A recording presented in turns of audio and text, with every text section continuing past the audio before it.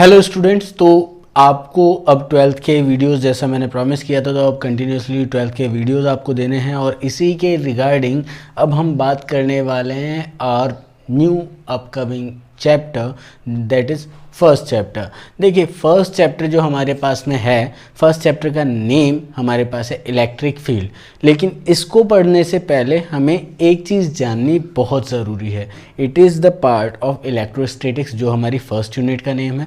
सो electrostatic क्या होता है? अगर मैं बात करूं इलेक्ट्रोस्टैटिक की, so the electrostatic means that it is a branch of physics in which we study about the charge at rest. मैंने क्या बोला?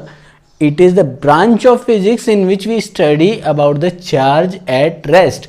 मतलब चार्ज कहाँ पर है? रेस्ट पर है, रुका हुआ है। तो अब अगर मैं बात करूं चार्ज रेस्ट पर होगा तो क्या होगा?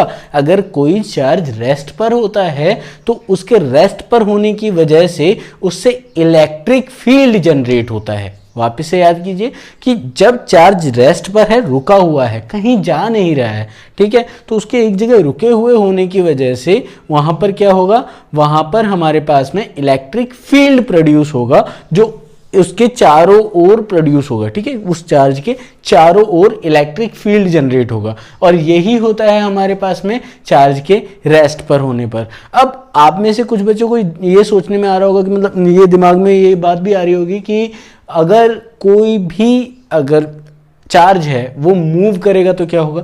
देखिए, चार्ज के मोशन में होने पर दो तरह की कंडीशन होती है।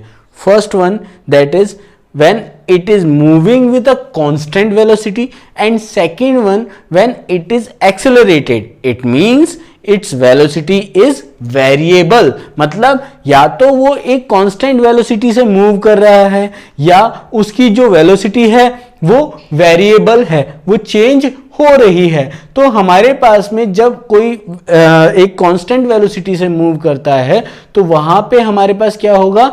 Electric field and magnetic field दोनों फील्ड जनरेट होंगे। और साथ ही साथ में अगर वो एक्सेलरेट हो रहा है, यानी कि उसकी वेलोसिटी जो है वो चेंज हो रही है, it means it have a variable velocity. So in that condition it produce electric field, it produce magnetic field, and it also radiate electromagnetic waves. तो ये एक बार नोट कर लीजिए, बहुत इंपॉर्टेंट पॉइंट है। सो बच्चों, नेक्स्ट हमारे पास में पॉइंट है अबाउट चार्ज। देखिए, अगर हम बात करें चार्ज के बारे में, सो चार्ज क्या होता है? चार्ज हमारे पास में एक प्रॉपर्टी है किसी भी ऑब्जेक्ट की। It means charge is a property of any body by which it experience a kind of force. अब ये आप बोलेंगे सर ये फोर्स कौन सा है? अट्रैक्शन और रिपल्शन दोनों हो सकते हैं, क्योंकि यहाँ या तो अट्रैक्ट करेगा या रिपल्स करेगा। या आपने देखा होगा, आपने किया होगा कई बार, बचपन में हम क्या करते हैं? स्केल लेते हैं, स्केल को रब करते हैं बालों में या फिर कभी भी अपने क्लोथ्स पर, और उसके बाद क्या करते हैं? उसके बाद पीसेस लेते हैं पेपर के और उसको अट्रैक्ट करने की कोशिश करते हैं, राइट? और वो उसकी ओर अट्रैक्ट हो भी जाता है। तो जैसे ही वो अट्रैक्ट होने लगता है तो वहां पर हम क्या कह सकते हैं? That scale have been charged, जो उसको अट्रैक्ट करने की कोशिश कर रहा है। किसको? पीसेस ऑफ पेपर को। अब मैं इसी चीज को आगे एक्सप्लेन करना चाहूंगा कि अगर मेरे पास इस तरह से चार्ज हुआ तो वहां चार्ज कितने टाइप के होंगे, कौन कौन से चार्जेस होते हैं? तो देखिए, हमारे पास में एक साइंटिस्ट थे जो थे बेंजामिन फ्रैंकलिन। उन्होंने 1750 में, यानी इन 1750 Benjamin Franklin discovered about the two types of charges. First one is positive charge and second one is negative charge. तो चार्ज हमारे पास में दो तरह के होते हैं। फर्स्ट वन होता है पॉजिटिव चार्ज और सेकंड वन हमारे पास कौन सा होता है? Correct, negative charge. अब आप बोल रहे होंगे कि सर ये जो पॉजिटिव चार्ज है और नेगेटिव चार्ज है, इन दोनों का क्या रोल होता है? देखिए, अब मैं आपको एक सिंपल सी बात बताता हूँ। प्रॉपर्टीज अभी मैंने जस्ट डिस्कस किया था। किसी भी ऑब्जेक्ट की प्रॉपर्टी होती है चार्ज, जो कि एक फोर्स एक्सपीरियंस करता है अट्रैक्शन और रिपल्शन का। तो अट्रैक्शन और रिपल्शन कब होगा, उसके लिए आपको इसकी मेन प्रॉपर्टी पढ़नी चाहिए, जो कि है like charges repel each other and unlike charges attract each other. तो यहां हमारे पास ये प्रॉपर्टी क्या हुई, ये प्रॉपर्टी हुई कि जो लाइक चार्जेस होंगे वो क्या करेंगे, एक दूसरे को क्या करेंगे, रिपेल करेंगे, और अनलाइक चार्जेस जो होंगे हमारे पास में वो अट्रैक्ट करेंगे। इट मींस अगर मेरे पास एक चार्ज है पॉजिटिव, दूसरा है नेगेटिव, तो ये क्या हुए, अनलाइक, और ये क्या करेंगे, अट्रैक्ट करेंगे। और इसी तरह से एक पॉजिटिव दूसरा भी पॉजिटिव, एक नेगेटिव दूसरा भी नेगेटिव, तो ये दोनों एक दूसरे को क्या करेंगे, रिपेल करेंगे। करेक्ट। अब आगे मैं डिस्कस करता हूं। देखिए जो चार्ज होते हैं, चार्ज में हमारे पास में क्या होता है, यूनिट। यूनिट हमारे पास कौन सी है चार्ज की, यस आपने बहुत अच्छे से पढ़ा होगा 10th स्टैंडर्ड में, दैट इज कूलॉम। अब मैं बात करता हूं कूलॉम जो है हमारे पास में, उसके अलावा आपने कोई यूनिट पढ़ी नहीं, तो आज हम देखते हैं कूलॉम के अलावा हम उसे यूं भी बोल सकते हैं एम्पियर सेकेंड, राइट। और इसके अलावा हमारे पास इसकी सीजीएस यूनिट भी है। सीजीएस यूनिट हमारे पास होती है ESU, राइट। ESU यानी इलेक्ट्रोस्टैटिक यूनिट। ये इलेक्ट्रोस्टैटिक यूनिट 1 कूलॉम के अगर कंपेयर की जाए तो वो होती है 3 × 10⁹ ESU, यानी 1 coulomb charge is equals to 3 × 10⁹ ESU। देखिए ESU को हम स्टेट कूलॉम भी बोलते हैं और इसको हम फ्रैंकलिन भी बोलते हैं। तो ये दोनों यूनिट जो है हमारे पास में, ये कौन सी हैं, CGS यूनिट, जो स्मॉलेस्ट यूनिट कही जाती हैं, राइट। अब इसके अलावा, इसके other than these units which are the different units, तो उसके बारे में भी डिस्कस करते हैं।